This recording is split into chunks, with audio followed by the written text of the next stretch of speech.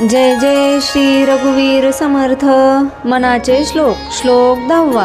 सदा सर्वदा प्रीती रामी धरावी, सुखाची सोय सांडी जीवी करावी, देह दुःख ते सुख मानित जावे, विवेके सदा स्वस्वरूपी भरावे।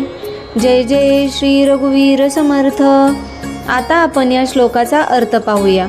या श्लोकामध्ये समर्थ रामदास स्वामी जीवनाला अंतिम आध्यात्मिक दिशा देतात। ते म्हणतात, हे मना, सदैव आणि प्रत्येक क्षणी श्रीरामावर प्रेम ठेव। रामनामाशी जोडलेले मन कधीही भरकटत नाही आणि जीवनाला स्थैर्य प्राप्त होते। पुढे समर्थ सांगतात की क्षणिक भौतिक सुखांमध्ये अडकू नकोस। अशी सुखे स्वतःहून सोडून देणे हेच खरे वैराग्य आहे आणि बाह्य सुखांचा त्याग केल्याने अंतःकरणातील खरी शांती मिळते। यानंतर ते देह दुःखाकडे पाहण्याची दृष्टी बदलायला सांगतात।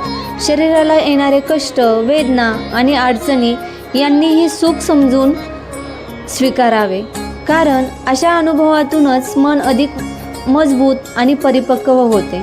शेवटी समर्थ विवेकाचे महत्त्व सांगतात। विवेकाच्या साहाय्याने आपल्या खऱ्या स्वरूपात म्हणजेच आत्मस्वरूपात नेहमी स्थिर राहावे।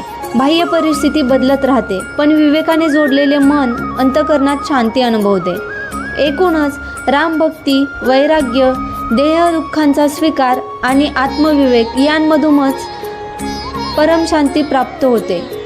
हा या श्लोकाचा सार आहे। जय जय श्री रघुवीर समर्थ। जय जय श्री रघुवीर समर्थ। जय जय श्री रघुवीर समर्थ।